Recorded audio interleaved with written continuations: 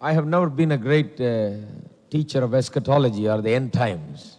முடிவு காலத்தை குறித்த ஒரு சிறந்த போதகன் அல்ல நான். I have not taught much on it.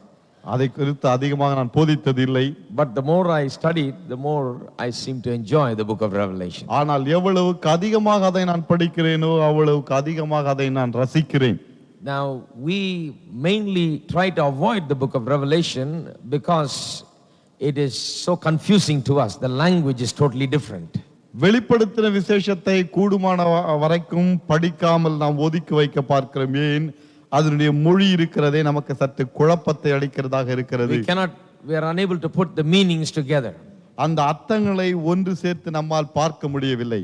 Now I look at the book of Revelation in this way. வெளிப்படுத்தின விசேஷத்தை நான் இவ்விதமாக பார்க்கிறேன். It is centered upon Jesus Christ. இயேசு கிறிஸ்துவை மையமாக கொண்ட ஓர் புத்தகம் அது. It talks about how the culmination of all things is given into the hand of him who is the Lord. அனைத்து முடிவுகளும் ஆண்டவராக இருக்கக்கூடிய இயேசுவின் கைகளிலே எப்படி கொடுக்கப்பட்டிருக்கிறது என்பதை குறித்து அது நமக்கு எடுத்துரைக்கிறது. I not only see things that are very difficult to understand sometimes and difficult to interpret. புரிந்து கொள்வதற்கும் வியாக்கியானப்படுத்தப்படுவதற்கும் கடினமாக இருக்கிற காரியங்களை மாத்திரமல்ல, I see certain great themes that are covered in the book of Revelation. வெளிப்படுத்தின விசேஷத்திலே பல பெரிய கருத்துக்கள் சொல்லப்பட்டிருக்கிறதை நான் கண்டிருக்கிறேன். For example, உதாரணமாக the first chapter of the book of Revelation is perhaps the best picture you can get in the whole Bible about the risen Christ. முதலாம் அதிகாரம் இருக்கிறதே, அந்த முதலாம் அதிகாரத்திலே உயிர்த்தெழுந்த கிறிஸ்துவை குறித்த அருமையான ஒரு காட்சியை நம்மால் காண முடிகிறது. The most beautiful and glorious description of the risen Christ as John saw him is given in the book of Revelation 1, chapter 1. வெளிப்படுத்தின விசேஷம் முதலாம் அதிகாரத்திலே உயிர்த்தெழுந்த மகிமையான கிறிஸ்துவை யோவான் கண்டாரே, அது அங்கே அருமையாக சித்தரிக்கப்படுகிறது. In chapters 2 and 3 I see him as the Lord of the church. இரண்டாம் மூன்றாம் அதிகாரங்களிலே சபையின் நாயகராக அல்லது ஆண்டவராக அவரை நான் காண்கிறேன். He is the great and good shepherd. அவர் மிகவும் நல்ல மேய்ப்பன், பெரிய மேய்ப்பன். He cares about the church. சபையை குறித்து கரிசனை உள்ள ஓ தேவன் அவர். He appreciates the good and rebukes them for the bad. நன்மையை கண்டு மெச்சிக்கொள்ளுகிறார், தீமை இருக்கும் வேளையிலே அதை கடிந்து கொள்ளுகிறார். Offers the ways of remedy by which they can set the church right. சபையை சீர்படுத்தத்தக்கதான ஒரு நல்ல ஒரு வழியை அவர்களுக்கு அவர் காட்டுகிறார். Not only for the 7 churches of that time, but also prophetically speaking to the churches of various ages during the church age. அந்நாட்களிலே இருந்த 7 சபைகளுக்கு மாத்திரமல்ல, பல யுகங்களாக சபையின் யுகங்களிலே பலவிதமான சபைகள் தோன்ற போகிறதே, அந்த சபைகளுக்கும் சேர்த்து இவர் இதை தீர்க்க தரிசனமாக பேசுகிறார். He talks about all kinds of churches that will be there during the church age. சபையின் யுகத்திலே வரப்போகிறதே, பின்னால் வரப்போகிறதே பலவிதமான சபைகள், அவைகளை குறித்தும் அவர் அங்கே பேசுகிறார். Their various conditions are described. அவர்களின் பலவிதமான நிலைமைகள் அங்கே விவரிக்கப்படுகிறது. So that the church today can be warned and be set right.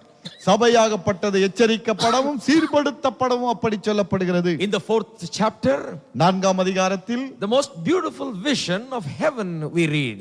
பரலோகத்தை குறித்த அழகான ஒரு தரிசனத்தை நாம் வாசிக்கிறோம். That is one of the things that always caused me to think much what heaven is like. பரலோகம் எப்படி இருக்கிறது என்பதை குறித்து எப்பொழுதுமே என் சிந்தனையை தூண்டக்கூடிய ஒரு வசனம் அது. And I can understand much from 4th chapter. நான்காம் அதிகாரத்திலிருந்து நான் அதிகமாக புரிந்து கொள்ள முடிகிறது. I don't understand all. எல்லாம் புரியவில்லை. But I understand few things. ஆனா ஒரு சில காரியங்களை புரிந்து கொள்கிறேன். I understand that there is a heaven. பரலோகம் இருக்கிறது என்பதை புரிந்து கொள்கிறேன். And God is seated on the throne. தேவன் அந்த சிங்காசனத்திலே வீற்றிருக்கிறார். And the 24 elders are there. 24 மூப்பர்கள் இருக்கிறார்கள். Heavenly creatures are there. ஜீவ ராசிகள் இருக்கின்றன. The lamb of God is there. தேவ ஆட்டுக்குட்டி அங்கே இருக்கிறார். The blood of sprinkling is there. அது தெளிக்கப்பட்ட இரத்தம் The இருக்கிறது. significance of all these things being there in the throne room of God in heaven is tremendous. அந்த தேவனுடைய சிங்காசனம் இருக்கும் இடத்திலே இவை அனைத்தும் இருக்கிறதே, அதனுடைய முக்கியத்துவம் அபாரமானது. We talked about why the blood must be there. ஏன் அங்கே இரத்தம் இருக்க வேண்டும் என்று நாம் பேசினோம். We talked about how when we stand there we will never be afraid or terrorized because we see the lamb and the blood. அந்த இடத்தில் நாம் நிற்கும் வேளையிலே கலங்க வேண்டிய அவசியம் இல்லை, பயப்பட வேண்டிய அவசியம் இல்லை. காரணம் ஆட்டுக்குட்டியானுடைய ரத்தம் அங்கே காணப்படுகிறது. In the 5th chapter, 5ஆம் அதிகாரத்தில் the focus of John's vision is upon a book that is in the right hand of him that sits on the throne. யோவானுடைய கவனமாகப்பட்டது சிங்காசனத்திலே வீற்றிருக்கிறாரே ஒருவர் அவருடைய வலது கரத்திலே காணப்பட்ட ஒரு புத்தகத்தின் மீது திருப்பப்படுகிறது. This book seems to contain the information regarding the end time events. முடிவு காலத்தை குறித்த சம்பவங்கள் இந்த புத்தகத்திலே அடங்கி இருக்கிறதை போல் தெரிகிறது. Who is worthy? The angel cries out to open the book. இந்த புத்தகத்தை திறப்பதற்கு யார் பாத்திரவான் என்று சொல்லி தூதன் பலமாக The சத்தமிடுகிறார். question is who is mighty, who is worthy? கேள்வி என்ன? பலமுள்ளவர் யார் என்றல்ல, யார் பாத்திரவான்? Once again, Jesus is the center of chapter 6, as he is the one who is only worthy to open the book. 6ஆம் அதிகாரத்திலே இயேசுவானவர் தான் மைய பொருளாக காணப்படுகிறார். காரணம் அவர் ஒருவர் தான் புத்தகத்தை திறப்பதற்கு பாத்திரமுள்ளவராக விளங்குகிறார். As the book is opened, புத்தகம் திறக்கப்பட்ட 7 வேளையில் seals are there, 7 முத்திரைகள் காணப்பட்டது. and each seal releases a judgment. ஒவ்வொரு முத்திரையும் ஒரு நியாய தீர்ப்பை வெளிப்படுத்துகிறது. Each seal brings about a catastrophe upon the earth. ஒவ்வொரு முத்திரையும் பூமியின் மீது வரக்கூடிய ஒரு நாசத்தை அல்லது அழிவை We எடுத்து studied about காட்டுகிறது. the six seals, 6 முத்திரைகளை நாம் படித்தோம். and the terrible judgment, especially the 6th seal, comes out with a lot of catastrophic events that will happen on the earth. பயங்கரமான நாசங்கள், குறிப்பாக 6ஆம் முத்திரை உடைக்கப்பட்ட வேளையிலே பயங்கரமான ஒரு நாசம் பூமியிலே வந்து But நேர்ந்தது. right in the middle of that, God stops it there and gives him a vision about his mercy and grace. ஆனால் அதன் நடுவிலே ஒரு இடைவெளியை தேவன் விடுகிறார், நிறுத்துகிறார். தன்னுடைய இரக்கத்தை அந்த இடத்திலே வெளிப்படுத்தி காட்டுகிறார். 7th chapter is an interlude. அந்த 7ஆம் அதிகாரம் இருக்கிறதே ஒரு இடைப்பட்ட பகுதி அது. Interlude of God's mercy, where we can get a glimpse of his grace and mercy and love.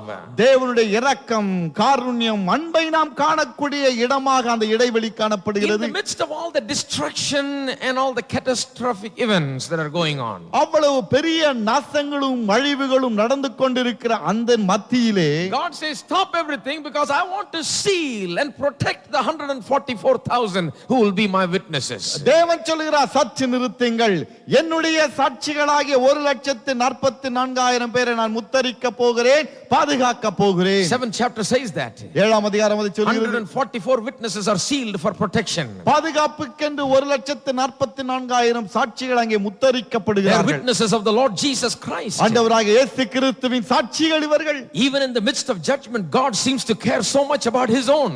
அவ்வளவு பெரிய நியாயத்தீர்ப்பின் மத்தியிலும் தமக்கு சொந்தமானவர்களை குறித்து ஆண்டவர் மிகவும் கரிசனை உள்ளவராகத்தான் There is இருக்கிறார். the beautiful picture of God's care, mercy and love and gracious care upon his people. அந்த இடத்தில் தானே தேவன் தம் மக்கள் மீது வைத்திருக்கிற பாசம், பரிவு, அக்கறை, காருண்யம் அனைத்தும் வெளிப்படுத்தி காட்டப்படுகிறது. Another beautiful picture in chapter 7 itself is the fact that the gospel is preached and great multitudes from all nations, not only the Jews but great multitudes from all nations, turn to Christ and believe the gospel. 7ஆம் அதிகாரத்தை வாசிக்கும் வேளையில இன்னொரு சம்பவத்தை நாம் வாசிக்கிறோம்.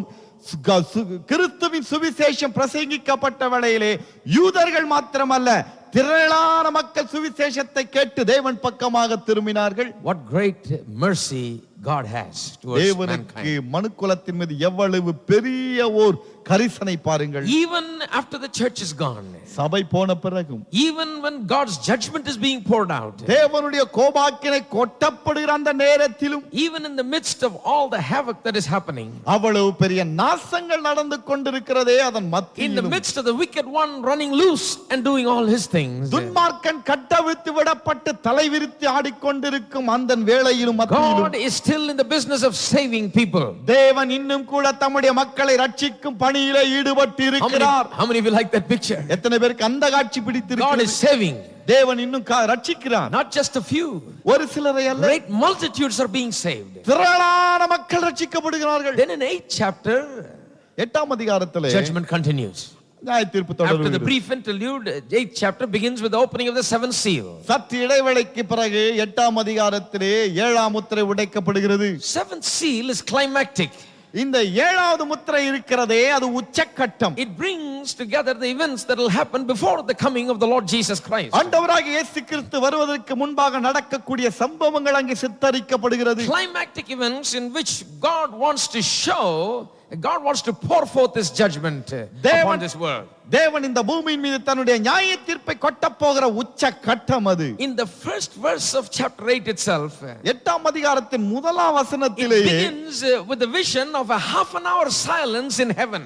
பரலோகத்திலே அரை மணி நேரம் அமைதல் உண்டாயிற்று என்கிற காட்சியோடு We ஆரம்பிக்கிறது. explained it last week. கடந்த வாரம் அதை விளக்கினோம். It is the hush before the storm. எப்படி இருக்க புயலுக்கு முன்பாக இருக்கக்கூடிய ஒரு அமைதி. Something great and terrible is going to happen, and just before that there is a great hush, a silence in heaven where everyone is watching in awe as God gets ready to show his great might and power. படு பயங்கரமான ஒரு காரியம் நடக்க போகிறது. அதை கண்டுதானே பரலோகத்தில் இருந்தவர்கள் அதனுடைய கொடூரத்தை கண்டு அமைதியாக அப்படியே நிற்கிறார்கள். Second verse tells about the 7 angels. இரண்டாம் அதிகாரம் 7வது தூதனை குறித்து சொல்கிறது. 7 தூதர்களை 7 angels have trumpets. 7 தூதர்களின் கைகளிலும் எக்காளங்கள். And each of the trumpet, when it is blown, it releases a vision of the judgment. ஒவ்வொரு எக்காளம் ஊதப்படுகிற வேளையிலே என்ன நியாய தீர்ப்பு என்பது வெளிப்படுத்தப்படுகிறது. That is what 8th chapter is all about. 8ஆம் அதிகாரம் அதை குறித்ததுதான். It's a chapter about the 7th seal of that book being opened. அந்த புத்தகத்தின் 7வது முத்திரை உடைக்கப்படுவதை குறித்த அதிகாரம். And the 7th seal is opened. 7ஆம் முத்திரை உடைக்கப்பட்ட வேளையில் Judgment of God is revealed. தேவனுடைய நியாய தீர்ப்பு வெளிப்படுத்தப்படுகிறது. And you can remember it by way of remembering the 7 trumpets. 7 எக்காளங்களை ஞாபகம் வைத்துக் கொண்டால் இதை நான் ஞாபகத்தில் வைத்துக் கொள்ளலாம். But before we get into the trumpets, இந்த எக்காளங்களுக்குள்ளாக போகும் முன்பு verse 3, if you'll notice, it is talking about the golden censer at the altar. 3ஆம் வசனத்தை பார்ப்பீர்களே என்று சொன்னால் பலிபீடத்திலே பொற் கலசம் ஒன்று தூப வர்க்கம் ஒன்று காணப்படுகிறது. An angel has a golden censer. தேவதூதனுடைய கையிலே தானே பொன்னாலான தூப கலசம் இருக்கிறது. Given much incense. ஏராளமான தூப வர்க்கம் கொடுக்கப்பட்டது. That he should offer it because it is the prayers of the saints. பரிசுத்தவான்களின் ஜெபங்களாக அது ஏறெடுக்கப்படுகிறது. It is the prayers of the saints that we saw earlier praying in heaven, asking God to take vengeance upon their murderers in the earth. பூமியிலே தங்களை கொலை செய்தார்களே அவர்களை பழிவாங்கும்படியாக பலிபீடத்தின் கீழாக இருக்கக்கூடிய இரத்த சாட்சிகளின் ஆவிகள் ஜெபித்ததே அந்த ஜெபங்கள் தான் இவைகள். At that time God told them, wait until some more are martyred and come over here. அந்த வேளையிலே கர்த்தர் சொன்னார் இரத்த சாட்சிகள் இன்னும் சிலர் வர வேண்டி இருக்கிறது, அது வரைக்குமாக பொறுத்திருங்கள். I want to wait patiently. பொறுமையாக நீங்கள் காத்திருக்க விரும்புகிறேன். Until the wickedness reaches its ripe stage and becomes full. துன்மார்க்கமாகப்பட்டது உயர்ந்த உச்ச நிலைக்கு வந்து முழு நிலைமையை வருகிற வரைக்கும் பொறுங்கள். Then he will be well justified to judge. அதன் பிறகு நான் நியாயம் தீர்க்க வேளையிலே அது நியாயமானதாக காணப்படும். But before God the prayers are being kept in and God is reminded of the prayers all the time. ஆனால் தேவனுக்கு முன்பாகவோ இந்த ஜெபங்கள் எப்பொழுதும் காட்டப்பட்டு அவருக்கு நினைப்பூட்டுதலாக நின்று கொண்டே இருக்கிறது. God is not going to forget. தேவன் அதை மறக்க போவதில்லை. God is going to take vengeance. தேவன் நிச்சயமாக நியாயம் தீர்க்க போகிறார். God will remember the prayers of the saints. பரிசுத்தவான்களின் ஜெபங்களை கர்த்தர் நினைத்துக் கொள்வார். Then we saw how an angel took the censer and filled it with the fire of the altar and hurled it to the earth. அதன் பிறகு என்ன பார்த்தோம்? இந்த கலசத்தை அந்த தேவதூதன் எடுத்து அதிலே இருந்ததை பூமியின் மீது கொட்டினான். He takes the fire from the altar and throws it upon the earth. பலிபீடத்தில் இருக்கிற நெருப்பை எடுத்து இந்த பூமியின் மீது அவன் கொட்டுகிறான். The picture is from the Old Testament here. இந்த காட்சி எங்க இருந்து வருகிறது? பழைய ஏற்பாட்டு காட்சி. The brazen altar in the Old Testament contained the sacrifices and the burnt sacrifices. பழைய ஏற்பாட்டு காலத்திலே காணப்பட்டதே வெண்கல பலிபீடம். அதிலே என்ன காணப்பட்டது? நெருப்பும் பலி பொருட்களும் காணப்பட்டது. Sacrifices were burnt there, signifying that God's judgment fire has fallen upon that sacrifice, judging our sins in that sacrifice. தேவனுடைய கோபாக்கினையாகப்பட்டது நாம் வைத்த அந்த பலிபீடத்தை பலி பொருட்கள் மீது அது இறங்கியது. நம்மீது இருந்த தேவனுடைய கோபம் அது மீது காணப்பட்டது. ஆக்கினை தீர்ப்பு அனைத்தும் அதன் மீது கொட்டப்பட்டது என்பது அதன் மூலமாக வெளிப்படுத்தப்படுகிறது. Fire signifies the judgment of God. அக்கினி தேவனுடைய நியாய தீர்ப்பை காட்டுகிறது. God's judgment. அது தேவனுடைய நியாய தீர்ப்பு. Fire should have fallen upon us. அந்த அக்கினி நம்ம மீது விழுந்திருக்க வேண்டும். Sodom Gomorrah is just a picture of what can happen. என்ன நடக்க கூடும் என்பதற்கு சோதோம் கொமோரா ஒரு அருமையான காட்சி. Fire must have fallen upon us because we are the sinners. பாவிகள் நாம் தான், ஆகவே அக்கினி நம்ம மீது தான் விழுந்திருக்க வேண்டும். The fire of God falls on the sacrifice which is offered as our substitute in our place. நம்முடைய இடத்திலே நமக்கு பதிலாக அங்க ஒரு பலிபொருள் வைக்கப்பட்டதே, அதன் மீது அந்த அக்கினி வந்து வாய்த்தது. The fire on that sacrifice showed that God's judgment fire has fallen. பலிபொருள் மீது இருந்த அந்த அக்கினி எதை காட்டுகிறது? தேவனுடைய நியாய தீர்ப்பு அந்த பலியின் மீது When இறங்கியது. people saw the fire, அந்த அக்கினியை மக்கள் கண்ட வேளையிலே they were soothed in their hearts, உள்ளத்திலே ஒரு நிம்மதி greatly இவர்களுக்கு, relieved. மிகுந்த ஒரு பெருமூச்சு இவர்களுக்கு. Why? ஏன்? Because they don't have to face the fire of God's judgment. இனிமேல் தேவனுடைய கோபாக்கினை எனும் அக்கினியை நான் சந்திக்க வேண்டிய அவசியம் இல்லை. The Bible describes hell as Gehenna, the lake of fire where the people whose names are not written in the book of life will be thrown in the end. வேத புத்தகம் நரகத்தை குறித்து சொல்லும் வேளையிலே என்ன சொல்லுகிறது? கெஹன்னா என்று சொல்லுகிறது.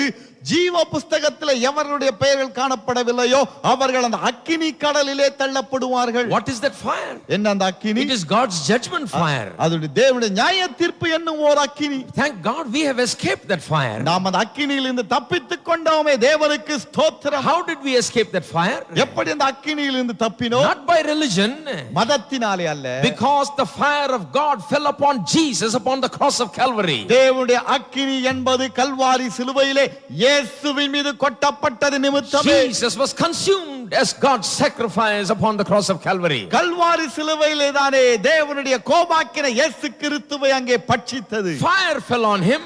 அக்கினி அவர் மீது விழுந்தது. Grace flowed towards us like a mighty river. பலத்த நதியைப் போல இரக்கம் கிருபை நம்மை நோக்கி பாய்ந்து வந்தது. Lift up your hands and say, thank you, Jesus. கரத்தை உயர்த்தி இயேசுவே நன்றி என்று சொல்லுங்கள். Fire fell upon him அக்கினி அவர் மீது விழுந்தது. so that grace can come to us. கிருபை நமக்கு கிடைக்கும்படியாக We escaped that fire. அந்த அக்கினிக்கு நாம் தப்பித்துக் கொண்டோம். But those who do not believe in that way, ஆனால் அதை விசுவாசியாதவர்கள் எவர்களோ, those who do not take Jesus to be their sacrifice for their sin, இயேசு என் பாவங்களுக்காக பலியானார் என்பதை எடுத்துக் கொள்ளாதவர்கள் எவர்களோ, can never escape that fire. அந்த அக்கினிக்கு தப்பிக்கவே That முடியாது. fire will follow them. அந்த அக்கினி அவர்கள் மீது விழும். It is that fire in which they will dwell in eternity. அந்த அக்கினியிலே அவர்கள் நித்தியமாக கிடப்பார்கள். Well, I hate to be talking about fire and burning in fire. அக்கினியை குறித்தும் அக்கினியிலே வெந்து கொண்டு இருப்பதை குறித்து பேச நான் விரும்பவில்லை. I heard about a preacher in America who preached about, who was preaching about sitting next to the fireplace. எனக்கு ஒரு பிரசங்கியாரை தெரியும், அக்கினி மூட்டுவார்களே அதன் பக்கத்திலே உட்கார்ந்து அக்கினியை குறித்து பேசுகிறவர். No. People sit by the fireplace inside their house during winter time to be warm. அதாவது குளிர்காலத்திலே அக்கினியை மூட்டி சூடாக்குவதற்காக அதன் பக்கத்திலே உட்கார்ந்து ஜனங்கள் உட்கார்ந்து கொண்டிருப்பார்கள். Inside the house there will be a place of fire. வீட்டுக்குள்ளே அக்கினி மூட்டி விடுவார்கள் கொஞ்சம் சூடாக இருக்கும்படி. We live in a warm place so we don't need it. நாம் சற்று உஷ்ணமான நாட்டிலே வாழ்கிறோம், அதனால நமக்கு அது So they will தேவைப்படவில்லை. light up that fire at night and they'll sit next to it and they will watch TV and they'll relax. ஆகவே ராத்திரியிலே அந்த நெருப்பை கொளுத்தி விட்டு அதன் பக்கத்திலே உட்கார்ந்து டிவி பார்த்து கொண்டிருப்பார்கள், கொஞ்சம் வெதுவெதுப்பாக இருக்கும். They will spend their evening in the warmth of the fire. அப்படி இந்த தங்களுடைய மாலை பொழுதை எப்படி கழிப்பார்கள்? இந்த நெருப்பு பக்கத்தில் உட்கார்ந்து தான் கழிப்பார்கள். That preacher said, அந்த பிரசங்கி he சொன்னார், said, learn to burn. எரிவதற்கு கற்றுக்கொள்ளுங்கள். He said, stay next to the fire, you learn how to burn. நெருப்புக்கு பக்கத்தில் இருந்தால் எப்படி எரிவது என்பதை கற்றுக்கொள்வீர்கள். You'll one day be in fire, he said. அவர் சொன்னார், ஒரு நாளிலே நீங்கள் நிச்சயமாக நெருப்பிலே இருப்பீர்கள். Well, I don't want to be that harsh. அவ்வளவு கடினமான பிரசங்கியாக இருக்க நான் Because விரும்பவில்லை. I don't want anyone to burn in the fire. யாரும் எவருமே அக்கினியிலே போய் வேகுவது எனக்கு பிடிக்காது. I don't want you to learn to burn. நீங்கள் நெருப்பிலே சாவதற்கு கற்றுக்கொள்ள நான் விரும்பவில்லை. I want you to learn to enjoy the presence of God. தேவ பிரசன்னத்தை அனுபவிக்க நீங்க கற்றுக்கொள்வதையே நான் விரும்புகிறேன். And enjoy the joy that is in the Holy Ghost. பரிசுத்த ஆவிக்குள்ளாக இருக்கிறதே ஒரு சந்தோஷம், அதை அனுபவிக்க But those who கற்றுக்கொள்ளுங்கள். reject Christ, ஆனால் கிறிஸ்துவை உதாசீனம் they பண்ணுபவர்கள் cannot escape that fire. இந்த அக்கினிக்கு தப்பிக்க முடியாது. Now that angel took the censer and hurled that fire that was in the altar. அந்த தேவதூதன் அந்த கலசத்தை எடுத்து பலிபீடத்தில் இருக்கிற நெருப்பை எடுத்து பூமியின் மேல் கொட்டினான். That fire is God's judgment fire. அந்த அக்கினி என்ன? தேவனுடைய நியாய தீர்ப்பு என்னும் அக்கினி. It should either come upon Jesus or it should come upon us. ஒன்று அது இயேசுவின் மீது வர வேண்டும், இல்லை என்றால் என் மீது வர You வேண்டும். cannot escape. தப்பிக்க முடியாது. If you believe that it came on Jesus on your behalf, then you are saved. உங்கள் நிமித்தமாக இயேசுவின் மீது வந்தது என்று விசுவாசித்தால் நீங்கள் ரட்சிக்கப்படுவீர்கள். But if you reject it, ஆனால் அதை உதாசீனம் that பண்ணினால் fire will turn on you. அந்த அக்கினி உங்கள் மீது திரும்பும். This is what is happening. நடக்கிறது இதுதான். The angel takes that fire by his incense, the holder, and hurls it towards the earth. தேவதூதன் தானே தூபகலசத்தை எடுத்து நெருப்பை எடுத்து அதை பூமியின் மீது கொட்டுகிறான். This shows that God's judgment fire is thrown out from heaven. God is pouring out his judgment. தேவன் பரலோகத்திலிருந்து தன்னுடைய நியாய தீர்ப்பை கொட்டுகிறார் என்பதையே இது காட்டுகிறது. Many people think that God is patient, and so they think that God is careless and he does not, he's slack. பலர் என்ன நினைக்கிறார்கள்? தேவன் பொறுமையாக இருக்கிறார், ஆகவே அவருக்கு அக்கறை இல்லை, செய்ய மாட்டார் என்று நினைக்கிறார்கள். Well, he will surely do it. நிச்சயமாக செய்வார். It is coming. வருகிறது. He is not slack. அவர் அசதியாக இல்லவே இல்லை. Do not mistake his loving kindness to be slackness. அவருடைய காருண்யத்தை அவர் உதாசீனம் பண்ணுகிறார் என்று எண்ணிவிட வேண்டாம். Do not think that his delay means that it will never happen. தாமதிக்கிறார் என்று சொல்லுகிறபடியினாலே செய்யாமல் விட்டு விடுவார் என்று எண்ணிவிட He வேண்டாம். will certainly do it. நிச்சயமாக செய்வார். Before judgment, he always waits long. நியாய தீர்ப்புக்கு முன்பாக எப்போதுமே நீண்ட காலம் பொறுப்பார். Before the judgment of Noah's flood came, நோவாவின் காலத்தில் ஜலப்பிரளயம் வந்ததே அந்த நியாய தீர்ப்பு வரும் முன்பு. it didn't just all of a sudden come and destroy the people. திடீரென்று வந்து மக்களை அதை அழித்து விடவில்லை. There was a long period of waiting. நீண்ட காலம் பொறுமையாக காத்திருந்தார். In fact, before the flood, there was a man named Methuselah that lived on the earth. உண்மையிலே சொல்ல போனால் அந்த வெள்ளத்துக்கு முன்பாக மெத்துசூலா என்று சொல்லப்பட்ட ஒரு மனிதன் பூமியிலே வாழ்ந்தான். The Methuselah, the name meant that when he dies, it will come. அந்த மெத்துசூலா என்கிற பெயரின் அர்த்தம் என்ன? அவன் மரிக்கும் வேளையிலே அது வரும். What will come? எது வரும்? The flood will come. வெள்ளம் வரும். That is why the Methuselah lived the longest. ஆகவேதான் மெத்துசலா என்பவர் தான் பூமியிலே மிக நீண்ட He was காலங்கள் the வாழ்ந்தவர். longest living man. நீண்ட காலம் வாழ்ந்த ஒரு He மனிதன். lived for hundreds of years, but because if he dies, it will come. நூற்றுக்கணக்கான வருடங்கள் வாழ்ந்தார். காரணம் அவர் மரித்தால் உடனடியாக அது வந்துவிடும். Now don't think God's delay is his weakness.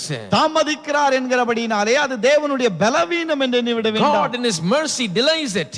தேவன் தம்முடைய இரக்கத்தாலே தாமதிக்கிறார். Everywhere God's judgment is like that. தேவனுடைய நியாய தீர்ப்பு எப்பொழுதுமே Now when அப்படிதான். you read about the judgment of the trumpets, also you will see God's mercy and God's grace in the middle of it. எக்காலங்கள் ஊதப்படுகிற வேளையிலே வருகிற நியாய தீர்ப்பை நீங்கள் வாசிக்கும் வேளையிலே பாருங்கள், தேவனுடைய இரக்கமும் காருண்யமும் அந்த இடத்தில் வெளிப்படுத்தப்படும். Let's look at verse 6. 6ஆம் வசனத்தை பார்ப்போம். 7 angels which had the 7 trumpets prepared themselves to sound. அப்போது 7 எக்காலங்களை உடைய 7 தூதர்கள் எக்காலம் ஊதுகிறதற்கு தங்களை The ஆயத்தப்படுத்தினார்கள். first angel sounded, and there followed hail and fire mingled with blood, and they were cast upon the earth, and the third part of trees was burnt up, and all green grass was burnt up. முதலாம் தூதன் எக்காலம் ஊதினான்.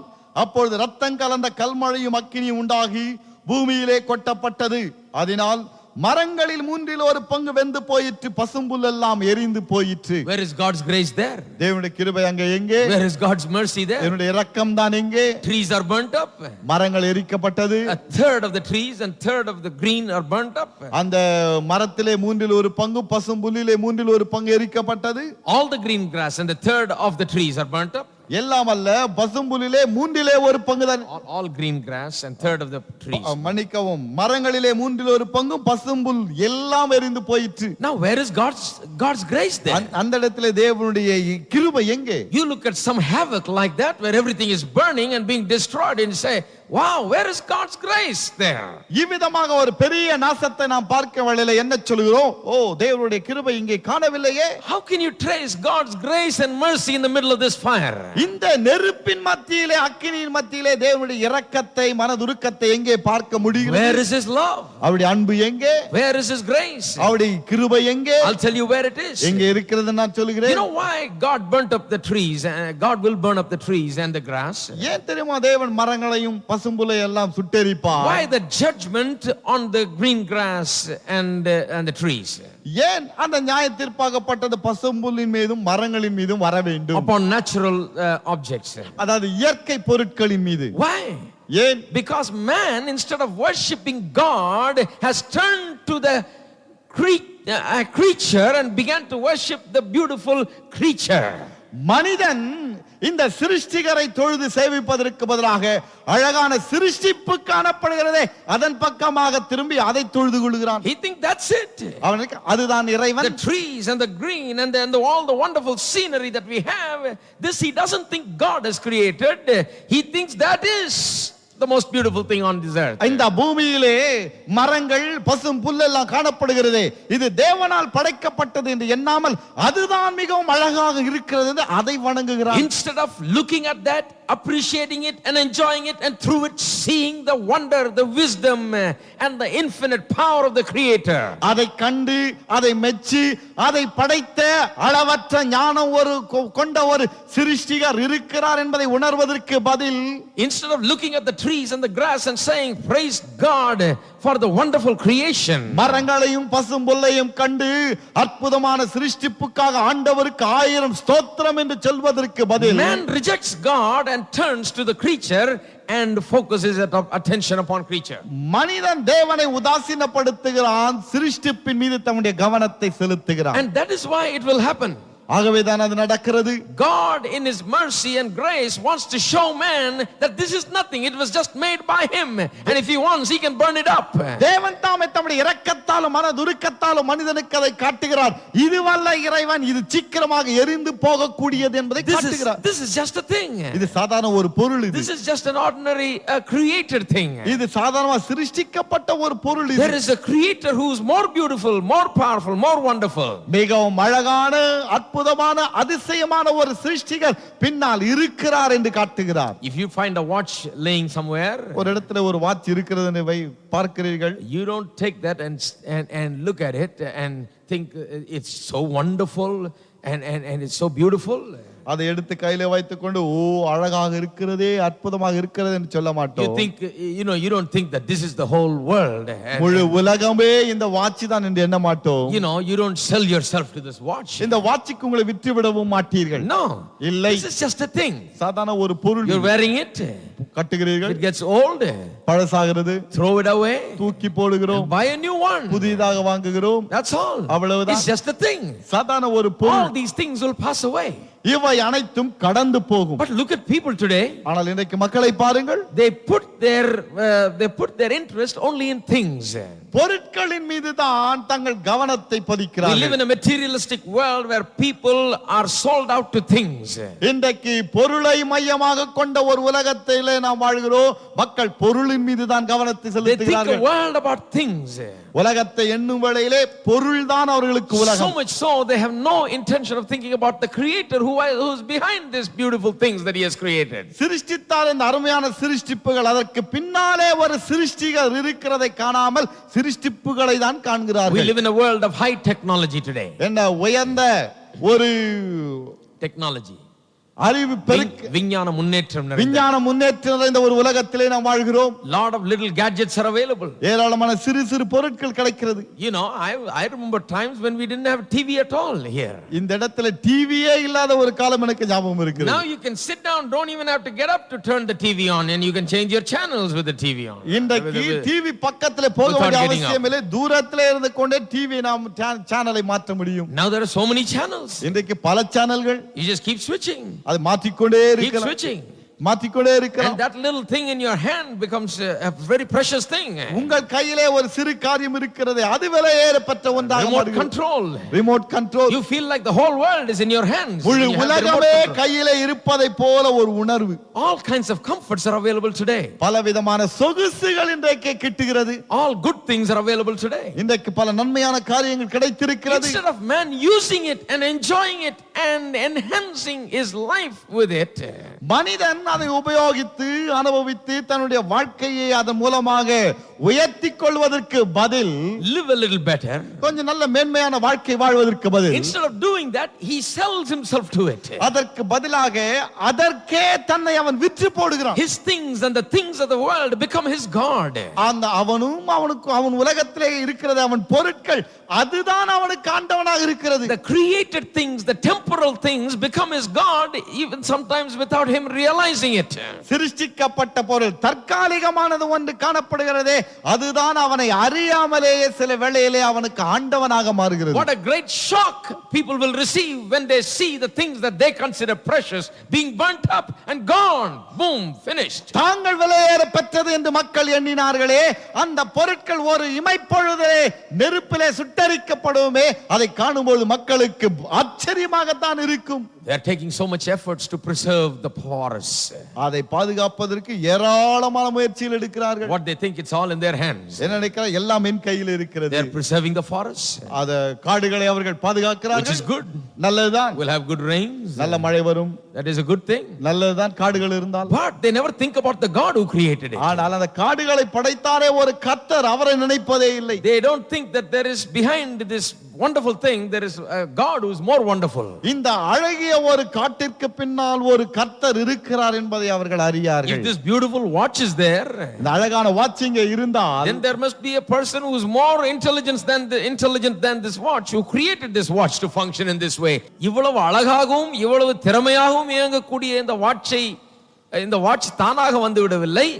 இதை செய்த ஒருவர், இதை உருவாக்கின ஒருவர் இதைவிட அழகாகவும் இதைவிட திறமைசாலியாகவும் இருக்கிறார் என்பதை அவன் அங்கீகரிப்பதில்லை. He doesn't recognize God. தேவனை அவன் அங்கீகரிப்பதில்லை. That is why God's judgment is upon the earth. ஆகவேதான் தேவனுடைய நியாயத்தீர்ப்பு பூமியிலே இறங்குகிறது. He will feel nervous and helpless as he sees everything burn up, and he will cry and he will scream. Nothing can happen, it will burn up. அனைத்தும் சுட்டரிக்கப்படும் வேளையிலே இவன் நடுங்குவான், கதி கலங்குவான், எல்லாம் இவன் கண்களுக்கு முன்பாக எரிந்து சாம்பலாகும். What does God expect out of that? அதிலிருந்து தேவன் என்ன எதிர்பார்க்கிறார்? I'll tell you, he is expecting him to turn to him and cry out for salvation. என்ன எதிர்பார்க்கிறார்? மனிதன் தற்பக்கமாக திரும்ப வேண்டும், ரட்சிப்பிற்காக இவன் கதற வேண்டும். I told you that the judgment that came upon the land of Egypt were to turn the Egyptians to the living God. நான் உங்களுக்கு ஏற்கனவே சொல்லி இருக்கிறேன், எகிப்தின் மீது வந்ததே நியாயத்தீர்ப்பு எதற்காக வந்தது? தேவன் பக்கமாக மக்களுடைய உள்ளத்தை திருப்பும்படிக்கு தான். It is not to destroy them. அவர்களை அழிப்பதற்காக அல்ல. It is not to just kill them. அவளை கொல்லுவதற்காகவும் அல்ல. It is so that they can see that there is a living God. ஜீவனுள்ள தேவன் ஒருவர் இருக்கிறார் என்பதை அவர்கள் காணத்தான். Turn to him. அவர் பக்கமாக திரும்ப வேண்டும். That is why Egyptians experienced all those things. ஆகவே தான் எகிப்தியர்கள் இதை எல்லாம் அனுபவித்தார்கள். But instead of turning to God, they turned against God more and more. தேவன் பக்கமாக திரும்புவதற்கு பதிலாக தேவனுக்கு எதிராக கிளம்பினார்கள். If they had turned to God and come up to Goshen, தேவன் பக்கமாக திரும்பி கோசேனுக்கு வந்திருந்தார், and if they had joined with the people of Israel, இஸ்ரவேல் புத்திரரோடு சேர்ந்து the same protection granted to the people of Israel would have been granted to them also. இஸ்ரவேல் புத்திரருக்கு அளிக்கப்பட்ட அதே பாதுகாப்பு இவர்களுக்கும் அளிக்கப்பட்டிருக்கும். That is right. அது உண்மை. அது God was using his judgment, even in the midst of judgment he is showing his grace and inviting people to come. தேவன் தம்முடைய நியாயத்தீர்ப்பை உபயோகிக்கிறார் அங்கே, ஆனாலும் அந்த நியாயத்தீர்ப்பிலே அன்பை காட்டி மக்களை தன் பக்கமாக இழுக்க முயற்சிக்கிறார்.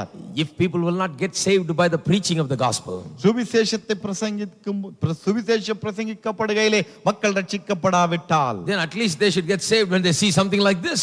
எவ்விதமான ஒன்றை கண்டாவது ரட்சிக்கப்பட வேண்டும். That is why the judgment is poured out. ஆகவேதான் நியாயத்தீர்ப்பு கொட்டப்படுகிறது. So that man will have an awakening. மனிதனுக்கு ஒரு விழிப்புணர்வு He will realize there is a God. இறைவன் ஒருவர் இருக்கிறார். This is happening because God is out there. தேவன் இருக்கிறபடினாலே இது இங்கே நடக்கிறது என்பதை அவன் உணர வேண்டும். But ஆனால் the Bible says, வேதம் சொல்கிறது, even after this many will not turn to God. They will rather run and hide under the mountains and caves. இவைகள் நடந்த பிறகு மக்கள் தேவன் பக்கமாக திரும்பாமல் மலைகளுக்கும் குகைகளுக்கும் சென்று தங்களை ஒளித்துக் கொண்டார்கள். Oh mountains, hide us. மலைகளே எங்களை ஒளித்துக் கொள்ளுங்கள். From the wrath of the lamb. ஆட்டுக்குட்டியானுடைய கோபத்துக்கு எங்களை மறையுங்கள். Instead of crying that, they should ask for God's mercy. அப்படி சொல்வதற்கு பதிலாக தேவனுடைய இரக்கத்திற்காக மன்றாடி இருக்க வேண்டும். Second trumpet. இரண்டாவது The second angel sounded as it were a great mountain burning with fire was cast into the sea. இரண்டாம் தூதன் எக்காளம் ஊதினான். அப்பொழுது அக்கினியால் எரிகிற பெரிய மலை போன்றதொன்று சமுத்திரத்திலே போடப்பட்டது. Notice it says as it were a great mountain. Some object like a big mountain was thrown in the sea. அந்த வார்த்தை நன்கு கவனியுங்கள். மலை போன்றது ஒன்று, மலை போன்ற ஏதோ ஒரு பெரிய பொருள் சமுத்திரத்திலே போடப்பட்டது. Now one thing I don't want to do is this. ஒன்றை நான் செய்ய விரும்புவதே I don't want to tell you what that big thing that is like a mountain. பெரிய மலை போன்றது ஒன்று இருந்ததே, அது என்னது என்று சொல்ல எனக்கு விருப்பமில்லை. Because the Bible doesn't say. காரணம் வேத புத்தகம் அதை சொல்லவில்லை. I'm a simple Bible preacher. நான் வேதத்தை பிரசங்கிக்கும் I want to பிரசங்கி. stick with this. இதோட அப்படியே விட்டுவிட I விரும்புகிறேன். I do not want to venture into speculation. ஏதோ கற்பனை செய்து இதுவாக இருக்க வேண்டும் என்று சொல்ல விரும்பவில்லை. We preachers are good. When we get on it, we can explain and speculate and build something on nothing. பிரசங்கியார்கள் இருக்கிறார்களே, கற்பனைக்குள்ளாக நுழைந்து இல்லாதது இருக்கிறதை போல காட்ட முடியும். Now, whatever that big mountain-like thing, I don't know. பெரிய மலை போன்று ஒன்று வந்ததே, அது இன்னது எனக்கு It தெரியாது. used to bother me when I heard preachers explain it in so many different ways.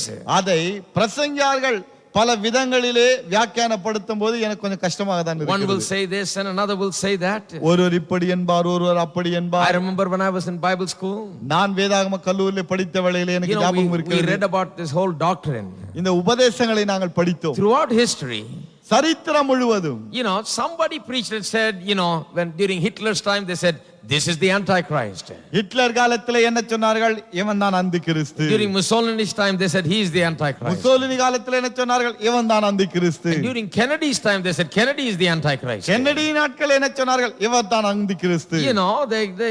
They try to explain beyond what is there. என்ன சொல்லப்பட்டிருக்கிறதோ அதை தாண்டி இவர்கள் விளக்கி விடுவார்கள். And they have some ridiculous and weird explanations for the things that the Bible says. வேத புத்தகம் சொல்லுகிறதே, அதை குறித்து இவர்கள் சொல்லுவது பார்க்கும்போது பரியாசமாக தான் இருக்கும். I think it serves to only sidetrack and takes us away from the issue. உண்மையிலே சொல்ல போனால் சொல்ல வேண்டியதை சொல்லாமல் வேறு திசையை மாற்றித்தான் அவர்கள் Now சொல்லுகிறார்கள். listen to this. நல்லா When கவனியுங்கள். the second trumpet was sounded, இரண்டாம் எக்காளம் ஊதப்பட்ட வேளையில் a great mountain-like burning object with fire was thrown into the sea. அக்கினியால் எரிகிற பெரிய மலை போன்றதொன்று சமுத்திரத்திலே போடப்பட்டது. I've heard it explained as a big bomb, this, that and everything. பலவிதமாக விளக்கங்களை கேட்டிருக்கிறேன், பெரிய பாம் இப்படி அப்படி என்று. And whatever it is, எதுவாக இருந்தாலும் சரி, what does it do? என்ன செய்தது? And the third part of the creatures which were in the sea and had life died. அதனால் சமுத்திரத்தில் மூன்றில் ஒரு பங்கு ரத்தமாயிற்று. And the third part of the ships were destroyed. சமுத்திரத்தில் இந்த ஜீவனுள்ள சிருஷ்டிகளில் மூன்றில் ஒரு பங்கு செத்து போயிற்று. கப்பல்களில் மூன்றில் ஒரு பங்கு சேதமாயிற்று. Now how the waters become polluted so that the life in water perishes? They also tell stories about that. A lot of stories are told about that. A lot of theories are there. எப்படி சமுத்திரத்தில் இருந்து தண்ணீர் கெட்டு போயிற்று, அதன் விளைவாக அதிலே இருந்த ஜீவராசிகள் மாண்டு போயின என்பதை குறித்து இன்னும் பல கதைகள் இருக்கிறது. Many people say it will be due to radioactivity and objects thrown in there that has some radioactivity and so on. பலர் என்ன சொல்வார்கள், இந்த ரேடியோ ஆக்டிவிட்டி இருக்கிறதே, அது நிறைந்த பொருள் சமுத்திரத்திலே போடப்பட்டபடினால் அது நிமித்தமாக சில மாற்றங்கள் ஏற்பட்டது, ஜீவன்கள் மரித்தது.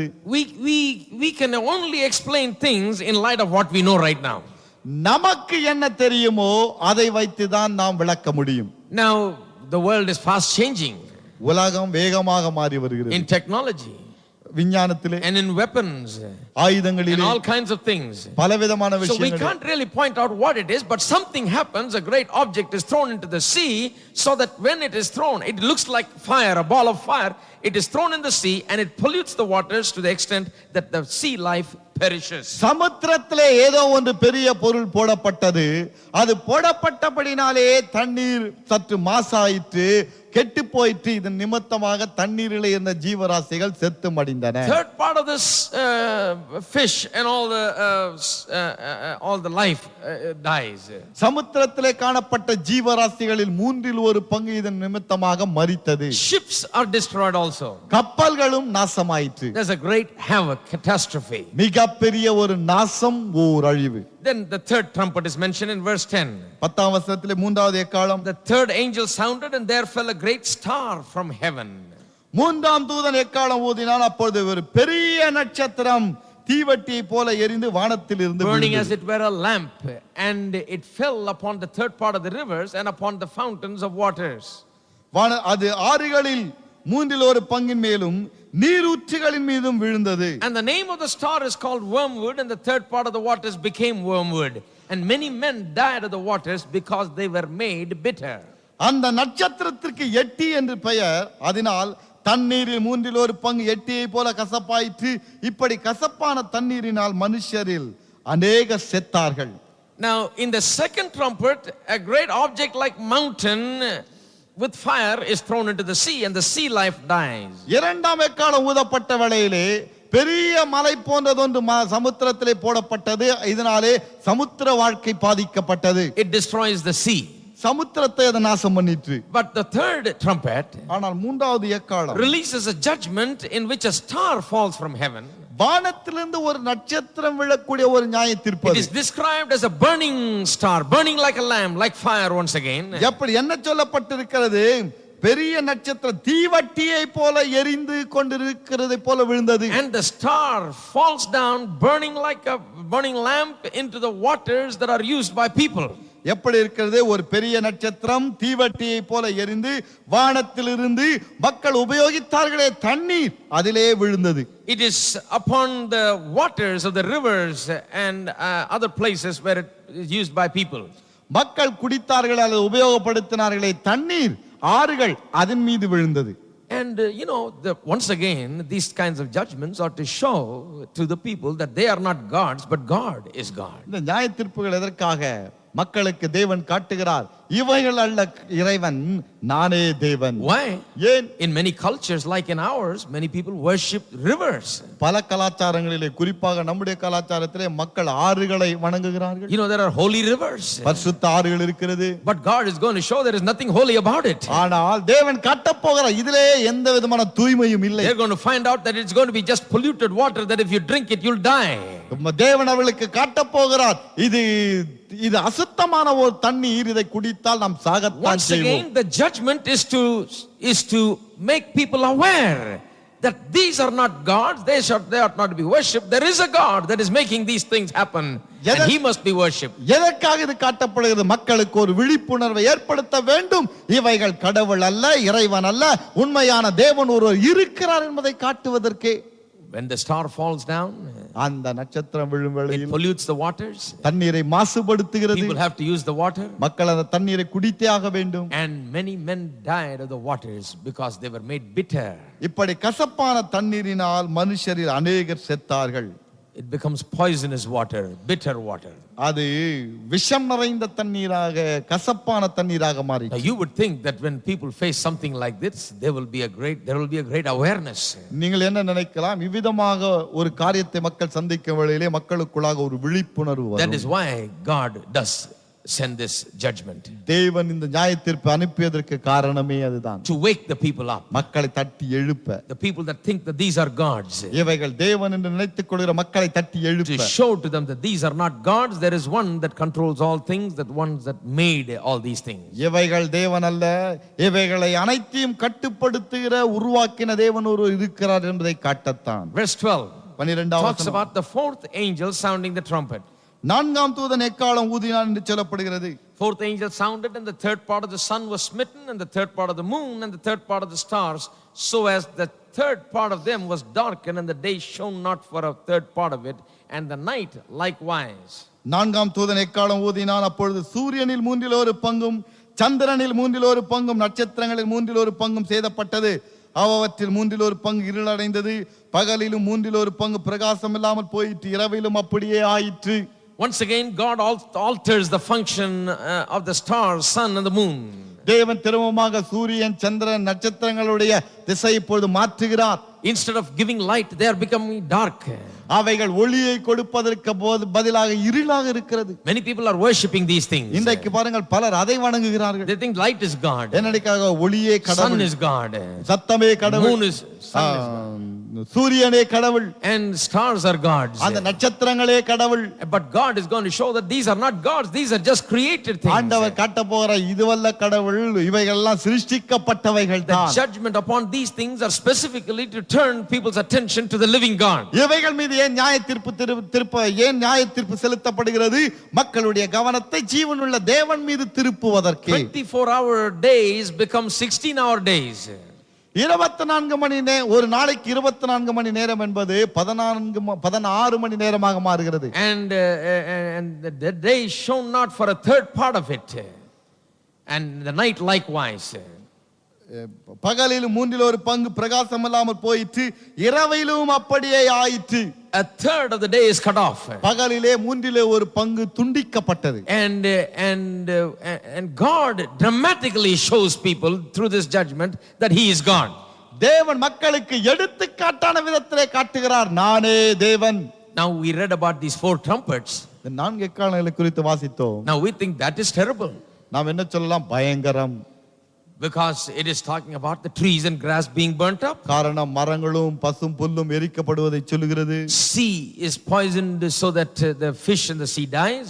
சமுத்திரம் மாசுபடுத்தப்படுகிறது, விஷம் ஏற்றப்படுகிறது, அதில் உள்ள ஜீவராசிகள் மரிக்கிறது. Rivers get polluted and men die of drinking that water. அது மாத்திரமல்ல, ஆறுகளும் சேதப்படுத்தப்படுகிறது, தண்ணீர் இல்லாதபடியினாலே ஆட்கள் Sun, moon and செத்துப்படுகிறார்கள். stars become darkened, so unnatural. சூரியனும் சந்திரனும் நட்சத்திரங்களும் இருளடைகிறது, இயற்கைக்கு அப்பாற்பட்ட ஒன்றாகிறது. What happens? என்ன ஆகிறது? You think it's terrible? என்ன நினைக்கலாம்? பயங்கரமான விஷயம் அல்லவா? But there is something more terrible than this. ஆனால் இதை காட்டிலும் பெரிய ஒரு பயங்கரம் பின்னால் In the நிற்கிறது. next 3 trumpets, அடுத்த 3 எக்காலங்களிலே those terrible things are described. அந்த பயங்கரமான காரியங்கள் சொல்லப்படுகிறது. We will cover it next week. அடுத்த வாரம் அதை But the பார்ப்போம். introduction to those 3 trumpets is given in verse 3. 13.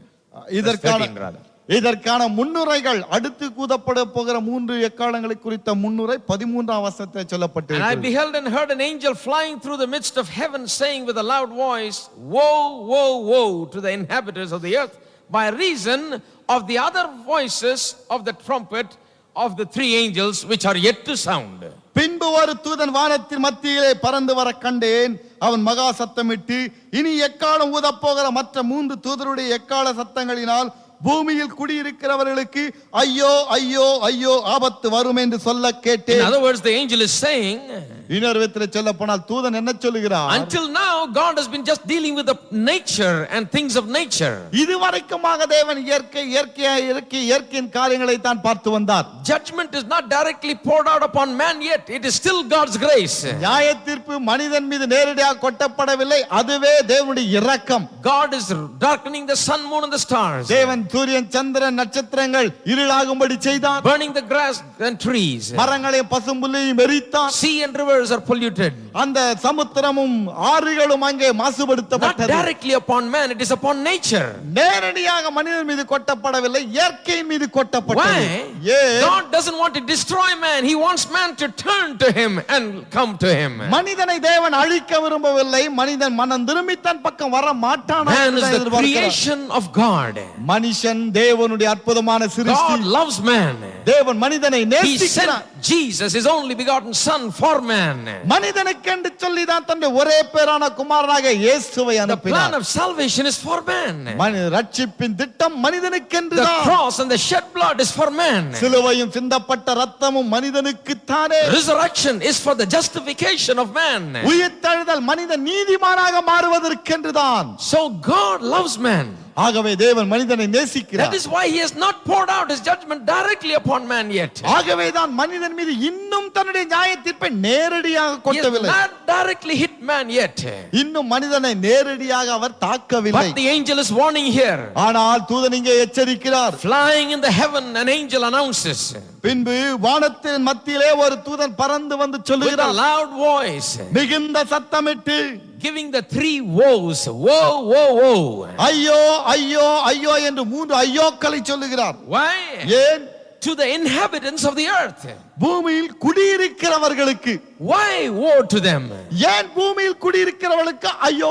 It is because of the next 3 trumpets that are going to be blown, the next 3 stages of judgment that are going to be poured out. காரணம், அடுத்து கொட்டப்பட போகிறதே 3 நியாய தீர்ப்புகள், அது நிமித்தமாகத்தான் ஐயோ. And there they will see the judgment of God more direct upon mankind. அந்த நேரத்திலே தேவனுடைய நியாய தீர்ப்பு நேரடியாக இவர்கள் மீது காட்டப்படுவதை That காண்பார்கள். is why I appreciate living in the time of God's grace. ஆகவேதான் தேவனுடைய கிருபையின் நாட்களிலே நாம் வாழ்கிறோமே, அதை பாராட்டுகிறேன். I appreciate the fact that we know the living God. ஜீவனுள்ள தேவனை நாம் அறிந்திருக்கிறோம் என்கிற உண்மையை நான் மெச்சிக் கொள்கிறேன். I thank God that we know Christ. கிறிஸ்துவை நாம் அறிந்திருக்கிறோமே, அதற்காக தேவனுக்கு Chosen நன்றி the way of செலுத்துகிறேன். salvation through him. அவர் மூலமாக ரட்சிப்பின் வழி நமக்கு காட்டப்பட்டதே. Praise God. கர்த்தருக்கு ஸ்தோத்திரம். Praise God. கர்த்தருக்கு ஸ்தோத்திரம். Be glad.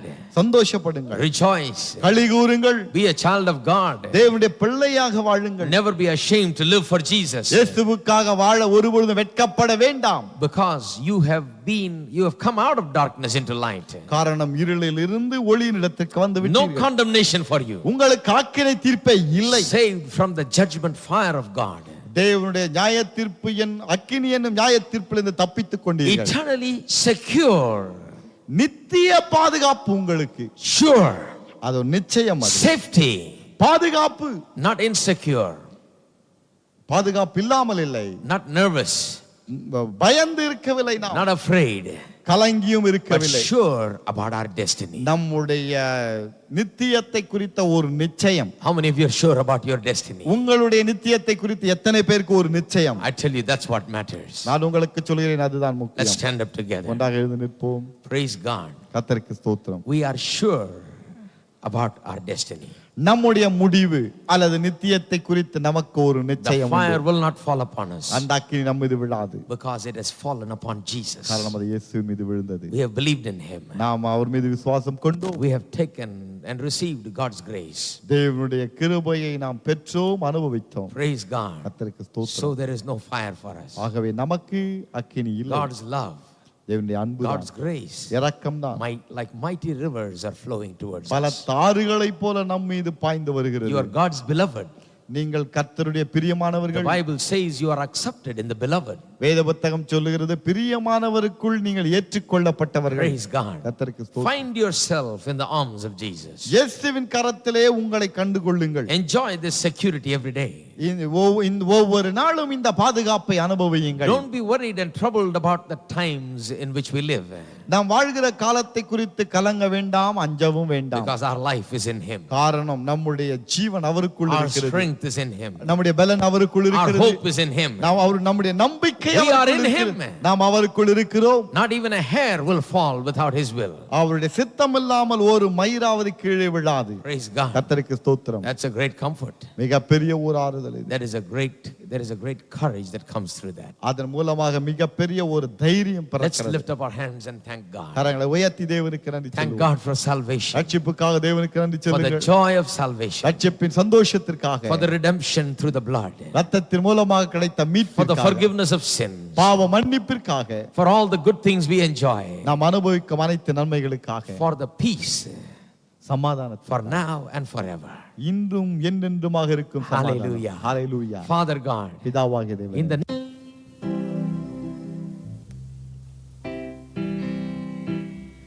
I'll never be the same again, no, no. Never be the same again. I'll never be the same again, no, no. Hallelujah. Since I met the Lord, I am not the same. Never be the same again. I'll never be the same again, no, no. Never be the same again. I'll never be the same again, no, no.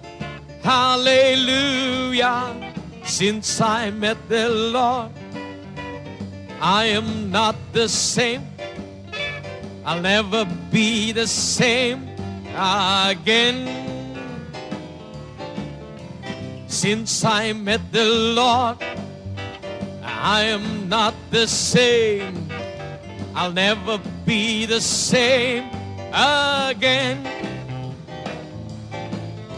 Since I met the Lord, I am not the same. I'll never be the same again. Bye-bye. God bless you. Since I met the Lord, oh, I am not the same.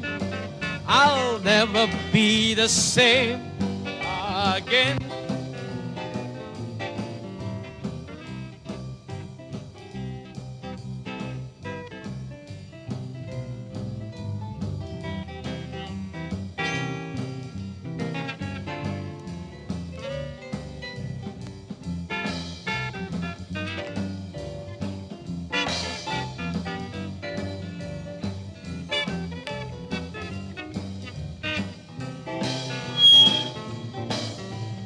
Since I met the Lord, I am not the same. I'll never be the same again. Since I met the Lord, I am not the same. I'll never be the same again.